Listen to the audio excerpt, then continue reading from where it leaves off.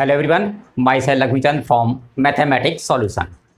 आज का टॉपिक है मेरा रेट मेजर्स। तो ये आपका class 12th application of derivative. तो इसमें देखो, सबसे पहले हमें रेट मेजर्स का मीनिंग समझना है कि उसमें क्या है। अब आपने कोई भी फंक्शन लिया है तो जिसमें मेरे आपके डिपेंडेंट और इंडिपेंडेंट वेरिएबल्स होते हैं। जैसे मैंने लिया एग्जांपल कि y is equal to 4x plus 3। अब इसमें यदि आपने इसको इंडिपेंडेंट वेरिएबल माना है तो ये मेरा डिपेंडेंट है, इसको इंडिपेंडेंट मानते हो तो ये आपका डिपेंड, मतलब एक इसमें डिपेंडेंट है और एक आपका इंडिपेंडेंट है। यदि आपने इस x में कोई भी चेंज किया है तो उसका करस्पॉन्डिंग चेंज आपका y में भी आएगा। तो आप मैंने लिया कि मेरा जो डेल्टा x जो चेंज है विच टेंड्स टू 0 मीन्स मैंने वेरी स्मॉल चेंज किया है x में, x मैंने इसमें इंडिपेंडेंट लिया है। तो जब मैं डेल्टा x चेंज इसमें करता हूं तो मेरा y में जो चेंज आता है मैंने एज्यूम कर लिया कि वो मेरा डेल्टा y चेंज आ रहा है। तो जब आप डेल्टा x चेंज करते हो तो आपका चेंज जो आता है वो डेल्टा y आता है। तो पर यूनिट जो चेंज आएगा that will B delta y upon delta x। और ये आपका इंस्टेंट मतलब आपका जो चेंज है that is tends to 0 means that will be equal to dy upon dx। तो इसको हम बोलते हैं रेट मेजर्स, मतलब आपका जो x के रेस्पेक्ट में आपका y में क्या चेंज आ रहा है उसको हम बोलेंगे dy dx। यदि आपने dx अपॉन dy लिया है तो इट मीन्स y के रेस्पेक्ट में आपका x में क्या चेंज आ रहा है उसको बोलते हैं हम dx अपॉन dy। तो ये हमारा रेट मेजर्स का मतलब आपका, तो इसको बोलते हैं हम रेट मेजर्स। ये आपका विद रेस्पेक्ट टू y है, x में चेंज है, यहाँ पर विद रेस्पेक्ट टू x है और y में चेंज है। अब देखो यहाँ पर आपको सबसे पहले एल्गोरिथम, मतलब हमें सबसे पहले पॉइंट्स देखने हैं कि हमें क्या क्या इस टॉपिक में पॉइंट्स को याद रखना है। तो मीनिंग तो आपका ये था कि जो चेंज होता है वो क्या है। अब सबसे पहला पॉइंट, आपने इस प्रॉब्लम को केयरफुली रीड करना है। तो सबसे पहला आपका स्टेप होगा कि आप इसमें जो वेरिएबल क्वांटिटीज़ हैं आप उनको नोट करोगे कि मेरा जो वेरिएबल क्वांटिटीज़ हैं वो आपकी इसमें ये क्वांटिटीज़ हैं और उनको आप सिंबॉलिक फॉर्म में लिखोगे। जैसे कि वॉल्यूम है तो आपने V से इंडिकेट करना है, लेंथ है तो L से इंडिकेट करना है, ब्रेथ है तो आपने B से इंडिकेट करना है, हाइट है तो आपने S से इंडिकेट करना है, सरफेस एरिया है तो आपका S, कर्व सरफेस एरिया है तो आपका C। मीन्स आपने एक सिंबल फॉर्म में उसको, मतलब है सिंबॉलिक फॉर्म में यूज़ कर नोट करना है। तो सबसे पहले आप वेरिएबल क्वांटिटीज़ चेक करोगे इसमें हमारी क्या है। सेकंड आपने देखना है कि जो मेरे पास फिगर है, जो शेप है वो क्या है। अब इसमें शेप आपकी 2D भी हो सकती है और आपका 3D शेप भी हो सकती है। 3D शेप में आप जितने भी सॉलिड हैं तो आपको सिलेंडर है, कोन है, क्यूबॉइड है, क्यूब है, ये सब स्फीयर है, ये आपके सभी जो हैं वो 3D शेप में आएंगे। और आपका 2D में ट्राइंगल है, सर्कल है, रेक्टेंगल है, स्क्वायर है, ये आपके सभी 2D इसमें आएंगे। तो मतलब आपको शेप भी वहाँ देखना है सबसे पहले, क्वांटिटीज़ और शेप। अब उसके बाद आपने जब क्वांटिटीज़ चेक की हैं तो उसमें आप देखो जो क्वांटिटीज़ हैं उनमें आपका सेकेंडली कि चेंज किस क्वांटिटी में आपको गिवन है, आप किस क्वांटिटी को चेंज कर रहे हो। न्यूमेरिकल वैल्यू मैंने किस में बताई है कि आपका किस में चेंज हो रहा है, मतलब जिसके रेस्पेक्ट में है, तो मतलब किस में चेंज हो रहा है आपने वो देखना है केवल अभी। और उसके बाद आपने वो क्वांटिटी देखनी है जिसमें आपका चेंज जो है वो फाइंड आउट करना है कि आपको मुझे इसमें चेंज गिवन है और इसमें चेंज फाइंड आउट करना है। तो ये सेकंड पॉइंट है आपका कि इसमें जो क्वांटिटीज़ होंगी वो आपकी केवल 2 क्वांटिटीज़ होंगी, जिसमें एक में चेंज दिया होगा और एक में चेंज वो पूछेगा। हो सकता है आपको 2 में चेंज दिया हो तो आपका वो तीसरे में पूछेगा। मतलब आपको जो चेंज दिया है वो क्वांटिटी क्या है और चेंज जिसमें फाइंड आउट करना है वो क्वांटिटी क्या है। अब आपने जो वेरिएबल क्वांटिटीज़ हैं अब उनका थर्ड आपने निकालना है रिलेशन, कि उनमें आपस में क्या रिलेशन है। मुझे इक्वेशन फॉर्म करनी है उसके लिए कि उसमें इक्वेशन आपकी क्या बनेगी। अब आता है क्वेश्चन यहाँ पर कि मैं रिलेशन कैसे फाइंड आउट करूँगा। तो रिलेशन फाइंड आउट करने के लिए आपके पास 3 क्लूज हैं। फर्स्ट आपको हो सकता है कि जो क्वांटिटीज़ हैं उनके बीच में कोई आपका फॉर्मूला दे रखा हो कि मेरे पास ये फॉर्मूला है उसका, उसको आप यूज कर सकते हो। सेकंड, यदि आपका राइट एंगल ट्राइंगल फॉर्म हो रहा है तो वहाँ पर आपका पाइथागोरस थ्योरम ये भी आपकी यूज हो सकती है। और आपका थर्ड जो है, यदि टू ट्राइंगल्स फॉर्म हो रहे हैं means similarity of the triangle, ये आपका यूज हो सकती है। तो सिमिलरिटी ऑफ ट्राइंगल, इनका देखो आपकी जो एनसीईआरटी बुक है उसमें आपके मोस्टली इन दोनों का एक एक ही क्वेश्चन है, ज़्यादा क्वेश्चंस नहीं है, और इससे रिलेटेड क्वेश्चंस और भी बन सकते हैं। तो और मोस्टली जो क्वेश्चंस होंगे आपके that will be based on formula, वो आपके केवल फॉर्मूला के बेस पर ही उनसे आपको रिलेशन निकालना है। अब आपने रिलेशन लिखा है, हो सकता है कि वहाँ पर रिलेशन में आपको जो जिस क्वांटिटी में चेंज दिया था और जिसमें आपने फाइनल, उसके अलावा भी थर्ड क्वांटिटी कोई इसमें इन्वॉल्व होती है। तो आपने देखना है उस थर्ड क्वांटिटी वो वेरिएबल है पहले या नहीं है। हो सकता है वो कांस्टेंट हो और हो सकता है वो वेरिएबल भी हो। यदि वेरिएबल है तो वो आपको वहाँ से एलिमिनेट करनी है, और एलिमिनेट आपने नहीं किया है means that will B differentiate, वो भी आपकी डिफरेंशिएट होगी बिकॉज चेंज आपका उसमें भी आएगा। तो वो आपको यहाँ मेन इन 2 पॉइंट्स पर मेन फोकस करना है कि हमारा जो क्वांटिटी रिलेशन जो लिखा है वो सही आ गया है नहीं आ गया है अभी आपका। और उसके बाद फोर्थ स्टेप, फोर्थ में आपने क्या करना है, इसमें आपके जो रिलेशन निकलेगा आप उसको डिफरेंशिएट करोगे।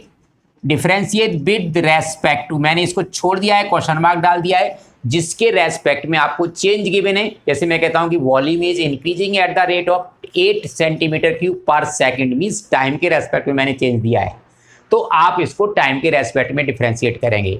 मैं कहता हूं find the change in area of the circle with respect to radius, तो मैं इसको रेडियस के रेस्पेक्ट में डिफरेंस, तो वो आपको ये भी देखना है कि मेरा चेंज किसके रेस्पेक्ट में मुझे फाइंड आउट करना है, तो उसी के रेस्पेक्ट में आप डिफरेंशिएट करेंगे। देन लास्ट स्टेप, आप पुट गिवन वैल्यूज, आप उसमें गिवन जो न्यूमेरिकल वैल्यूज हैं आप उनको at last means after differentiation आपने उसको पुट करना है। सपोज करो आपने इन वैल्यूज को पहले पुट कर दिया और वो क्वांटिटी आपकी वेरिएबल हैं तो वो कांस्टेंट क्वांटिटी फॉर्म हो जाएंगी, और जब डेरिवेटिव करोगे मीन्स दैट विल बी 0, तो वहाँ पर 0। तो ये आपका पॉइंट आपको याद रखना है, मीन्स जो गिवन वैल्यूज हैं वो एट लास्ट आपने उनको पुट करना है। फॉर्मूला फर्स्ट आपका मैं 2D शेप ले रहा हूँ आपका, तो आपका देखो यहाँ पर 2D में सबसे पहले आपका ट्राइंगल, तो इसमें जो आपका एरिया होगा that will be half base into height, ये आपका फॉर्मूला यूज होगा एरिया के लिए। यदि पेरीमीटर गिवन होगा तो आपका यहाँ पर साइड, तो जब कोई भी ट्राइंगल नहीं है मीन्स फॉर आइसोसेलेस ट्राइंगल और any other triangle half base into height. अब हो सकता है आपको वो इक्विलेटरल ट्राइंगल दिया हो, तो इक्विलेटरल ट्राइंगल में आपका जो एरिया होगा that will be equal to √3a² / 4, ये एरिया होगा, और पेरीमीटर जो होगा दैट विल बी 3a, वो आपका पेरीमीटर में चेंज पूछता है तो आप इस फॉर्मूला को यूज करोगे, और आपका एरिया है तो आपको इसे यूज करोगे, और अदरवाइज आपका ट्राइंगल है तो half base into height, isosceles triangle है तब भी इसे यूज करोगे, और आपका कोई भी होगा तो आपका हाइट और उसमें आपका रिलेशन गिवन होगा। सेकंड आता है आपका स्क्वायर। अब स्क्वायर में वो आपको एरिया पूछता है that will be a² where a is the side of the square, और आपका जो पेरीमीटर होगा दैट विल बी 4a। आपको ये जो फॉर्मूला है मैक्सिमम मिनिमम में भी आपके यूज होंगे। नेक्स्ट आता है आपका रेक्टेंगल। अब रेक्टेंगल आपने जब यूज करना आपको दिया है तो आपका एरिया जो होगा वो L into B, length into breadth, और पेरीमीटर जो हो जाएगा इसका 2L + b। आप पेरीमीटर में रिलेशन पूछेगा या पेरीमीटर चेंज पूछेगा तो आप इस फॉर्मूला को यूज करोगे, एरिया के लिए आप इसको यूज करोगे। अब इसके बाद आता है आपका सर्कल। तो सर्कल का जो एरिया है that will be equal to πr² where r is the radius of the circle, and perimeter means that is the circumference, so c is equal to 2πr। आपको आंसर पाई में छोड़ना है, तो उसने गिवन है कि use pi is equal to this, तो आप उसको यूज करना, आप अदरवाइज पाई में आंसर उसको छोड़ सकते हो। तो πr² एंड 2πr। मोस्टली आपकी जो शेप मिलेंगी 2D में वो आपको ये शेप मिलेंगी। नेक्स्ट आप ये 3D शेप, तो मैंने यहाँ पर देखो पहले शेप लिखा हुआ है कि ये शेप क्या है, उसके बाद मैंने वॉल्यूम, उसके बाद लेटरल सरफेस एरिया और कर्व सरफेस एरिया, यदि आपका फेस कर्व है तो कर्व सरफेस एरिया होगा, और उसके बाद आपका सरफेस एरिया। तो सबसे पहले मैंने लिया है आपका क्यू, जिसकी मैंने एज को ए लिया हुआ है, means volume that will be equal to A cube, lateral surface area that will be equal to 4a square and surface area that will be 6a square. अब मैंने यहाँ पर आपका क्यूबॉइड लिया हुआ है। In case of cuboid volume that will be L into B into H and lateral surface area that will be 2h L plus B and total surface area 2LB plus BH plus HL। अब इसके बाद मैंने cylinder लिया हुआ है। अब आपका cylinder में जो वॉल्यूम होगा that will be pi R square H, where R is the radius and H is the height of the cylinder and curved surface area that will be 2 pi R H and total surface area that will be 2 pi R H plus 2 pi R square. ये आपका total surface area and next that is the cone. So volume of the cone that will be 1/3 pi r square h, where r is the radius and h is the height of the cone and total surface area that will be pi r l, where l is equal to means l square is equal to r square plus h square। आप इससे find out कर सकते हैं l को। l is the slant height और h is the height and total surface area that will be pi r l plus pi r square। मैंने ये बताया कि आपको ये फॉर्मूला मैक्सिमम मिनिमम में भी यूज करने हैं। इसके बाद आपका आता है स्फीयर। अब स्फीयर में आपका जो वॉल्यूम होगा that will be 4/3 pi R cube. अब देखो लेटरल सरफेस एरिया है, उसमें आपका टॉप और बॉटम एक्सक्लूड होता है, तो स्फीयर में हमारा जो टॉप और बॉटम होता है वो नेग्लिजिबल मीन्स पॉइंट होता है, तो इसलिए इसमें वो आपको इसको नहीं पूछता, that will be 4 pi R square total surface area. यदि आपका कोई भी हेमिस्फीयर दे रखा है then volume will be 2/3 pi R cube और आपका curved surface area that will be equal to 2 pi R square and total that will be 3 pi R square.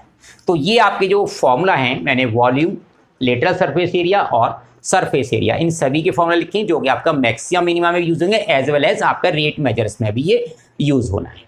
अब देखो एक तो इलस्ट्रेशन लेते हैं इसकी। फर्स्ट मैंने एग्जांपल लिया है कि if the radius of a circle is increasing at the rate of 3 centimetre per second, at what rate its area is increasing. तो अब देखो सबसे पहले मैंने बताया कि आप शेप पहचानोगे, तो शेप में मेरा जो था वो सर्कल था। यहां पर मैंने बोला कि रेडियस इज इंक्रीजिंग। अब देखो चेंज हो रहा है, तो अब मैंने क्वांटिटीज देखनी है। तो मेरी क्वांटिटी क्या थी, पहले तो रेडियस जिसमें मैंने आपको बताया था और एक आपका एरिया। तो मैंने जो स्टेप्स लिखे उनके अकॉर्डिंग पहले शेप पहचाननी है आपने, उसके बाद रेडियस, जो भी फिजिकल क्वांटिटी जिसमें आपका चेंज हो रहा है वो आपकी क्वांटिटी पहचाननी है आपने। अब देखो सिंबल फॉर्म में आपका रेडियस में चेंज हो रहा है, एरिया में आपने निकालना है, तो रेडियस को मैंने r से लिख दिया, एरिया को मैंने a से लिख दिया है। अब मुझे इनमें रिलेशन फाइंड आउट करना है। तो रिलेशन जब फाइंड आउट करूंगा तो एरिया और सर्कल के लिए रिलेशन आपका जो होता है a is equal to pi R square. अब रिलेशन लिखने के बाद यहाँ पर देखो एक फिजिकल क्वांटिटी रेडियस है, एक फिजिकल क्वांटिटी आपकी एरिया है। इसमें आपको चेंज दिया है उसने कि radius is increasing at the rate of 3 centimetre per second. तो इसमें चेंज की मैंने eight what rate its area is increasing, तो इसका किस रेट से एरिया इंक्रीज हो रहा है, तो एरिया में मुझे निकालना है। अब देखो मैंने देखा था किसके रेस्पेक्ट में चेंज हो रहा है, तो radius is increasing at the rate of 3 centimetre per second. It means respect to time, time के रेस्पेक्ट में आपका जो है वो चेंज हो रहा है।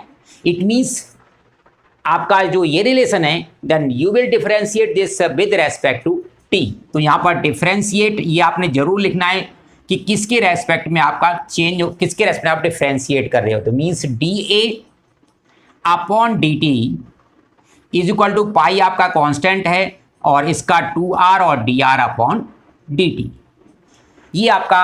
अब इसके बाद जो गिवन वैल्यूज थी तो मैंने बोला कि area is increasing at the rate of 3 centimetre per second and what is the change in its area when radius is equal to 3 centimetre. Radius भी मैंने आपको 3 सेंटीमीटर गिवन है। मतलब आपने चेंज जब से देखना शुरू किया है, पहले आपका जो सर्कल था वो आपका 3 सेंटीमीटर इसकी रेडियस थी, अब आपने इस रेडियस को इंक्रीज करना शुरू कर दिया है, तो एरिया किस रेट से इंक्रीज हो रहा है। तो मुझे इनिशियल वैल्यू जहां से मैं चेंज करता हूं वो डालनी होती है, तो मुझे आर पुट करना है यहाँ पर, पाई तो पाई रहेगा, 2 आपका 2 है, आर आपका 3 और D R upon D T that is also 3, तो ये आपका होगा 18 पाई। अब देखो एरिया की यूनिट आपकी सेंटीमीटर स्क्वायर और पर सेकंड, तो ये आपका इसका आंसर होगा। ये यूनिट नहीं लिखोगे आपका हाफ मार्क्स डिडक्ट हो जाएगा according to CBSE marking scheme. तो ये आपको इस तरह से क्वांटिटी को पहचानना है। तो ये आपका फॉर्मूला। अब मैं देखो एक ऐसी आपको लूंगा जिसमें आपका थर्ड क्वांटिटी भी इन्वॉल्व हो रही है। नेक्स्ट है आपका कि if the sand is pouring from the pipe at the rate of 12 centimetre cube per second which form a heap, वो आपका एक हीप फॉर्म करती है in such a way the height of the heap that is the 1/6 of its radius.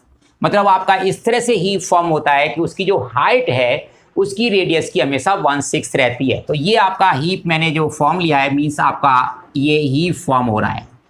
If height of this heap is 4 centimetre, ये मैंने आपका 4 centimetre ली है height, at what rate its height is increasing. यदि आपका sand इस pipe से गिर रहा है और इस रेट से गिर रहा है तो आपका हाइट किस रेट से इंक्रीज हो रही है, ये आपने फाइंड आउट करना है। तो देखो मैंने सबसे पहले शेप, आपका जो हीप फॉर्म हो रहा है वो किस शेप में है, कोन। तो मेरा सबसे पहले मैंने आपको बताया था शेप पहचानी है कि मुझे फॉर्मूला जो यूज करना है वो कोन का यूज करना है। तो अब आपका दूसरा, आपका ये क्वांटिटी किस में चेंज हो रहा है, 12 सेंटीमीटर क्यूब पर सेकंड। तो सेंटीमीटर क्यूब किस यूनिट है आपकी, वॉल्यूम की यूनिट है। तो इट मीन्स आपका वॉल्यूम किसके रेस्पेक्ट में हो रहा है, टाइम के। तो मैं देखो शॉर्ट में लिखता हूं मीन्स डीबी अपॉन डी, ये आपका हो जाएगा 12 centimetre cube per second. Means आपका वी में चेंज हो रहा है आपका, यहां मैंने फिजिकल क्वांटिटी। अब मैं कह रहा हूं eight what rate its height is increasing, तो हाइट में मैं चेंज आपसे पूछ रहा हूं, तो आपका D H upon D T मैंने ये आपको पूछा हुआ है कि इसका आप आंसर बताओ। तो आपके पास कौन कौन सी फिजिकल क्वांटिटी हुई, एक तो आपकी हाइट हुई और एक आपका वॉल्यूम। अब मुझे इनमें रिलेशन फाइंड आउट करना है। तो v आपका जो होता है that will be 1/3 pi R square H, कोण में आपका जो फॉर्मूला है। अब देखो यहाँ पर फॉर्मूला लिखने के बाद आपने जरूर अपने आप से क्वेश्चन करना है, ये क्वांटिटी जिसमें चेंज मेरे को पता है, ये क्वांटिटी जिसमें मुझे चेंज निकालना है, थर्ड क्वांटिटी। अब देखो इसमें रेडियस कांस्टेंट है या वेरी कर रही है आपकी, तो देखो रेडियस वेरी कर रही है, यहाँ पर रेडियस कुछ और होगी, यहाँ देखोगे तो रेडियस कुछ और होगी, यहाँ देखोगे तो कुछ रेडियस, मीन्स रेडियस जो है वो आपकी डिक्रीज होती जा रही है, तो रेडियस भी वेरिएबल है। तो अब मुझे इसमें निकालना है और इसमें दिया हुआ है थर्ड क्वांटिटी वेरिएबल है, इसको आपने एलिमिनेट करना है। देखो एलिमिनेट करने के लिए मैंने आपको ये दे रखा है कि आप h को या r को 6h लिख सकते हो। तो आपने यहाँ पर वो क्वांटिटी रखनी है जिनमें चेंज निकालना है और दिया है, थर्ड क्वांटिटी को आपने यहाँ से एलिमिनेट करना है। तो मैं यहाँ को r से यहाँ से मैं इसको एलिमिनेट कर देता हूँ, यहाँ से वैल्यू पुट कर देता हूँ 6h means v is equal to 1/3 pi और 6h का स्क्वायर 36h स्क्वायर और इंटू h। अब इसको सिंप्लीफाई करेंगे then you will get 12 pi h cube. ये आपका, अब देखो यहाँ पर जो रिलेशन मिला है इसमें केवल v और h है। Then differentiate with respect to time, time के रेस्पेक्ट में आपने इसको डिफरेंशिएट करना है। Then differentiate with respect to time, so you will get dv upon dt, it will be equal to 12 pi आपका कांस्टेंट है और h क्यूब का जो आपका हो जाएगा 3h स्क्वायर और h का आपने दोबारा चेन रूल से dh अपॉन dt, क्योंकि आप टाइम के रेस्पेक्ट में। अब आप गिवन वैल्यू पुट कर देंगे यहाँ पर, तो आपका dv अपॉन dt मैंने ये 12 दिया हुआ है, ये भी आपका 12 और ये आपका पाई, ये 3, h आपका 4 है, 4 का स्क्वायर 16 और dh upon dt it to be find out. अब देखो ये 12 से आपका 12 कैंसिल हो जाएगा, means 1/48 pi is equal to dh upon dt। अब आपने देखना है dh हाइट की यूनिट सेंटीमीटर, टाइम की पर सेकेंड, तो ये आपका क्या हो जाएगा सेंटीमीटर पर सेकेंड, ये आपकी यूनिट होगी। So that is the answer. तो आपको देखो थर्ड क्वांटिटी को हम किस तरह से इसमें से एलिमिनेट करेंगे वो आपने यहाँ देखना है।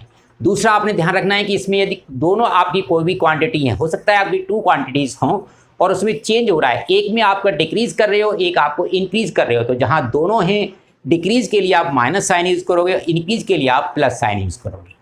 यहाँ ओवरऑल देखो मेरा ये भी इंक्रीज़ हो रहा था ये भी आपका इंक्रीज़ ही होगा इसमें से, तो ये आपको ध्यान रखना है। और बाकी इस एक्सरसाइज के आपका 6.1 है उस एनसीईआरटी के मैं आपको लिंक जो है इसी के डिस्क्रिप्शन बॉक्स में दे दूंगा, इसमें आपकी पूरी एक्सरसाइज सॉल्व हो रही है। यदि आपको कोई प्रॉब्लम है then you can write the comment.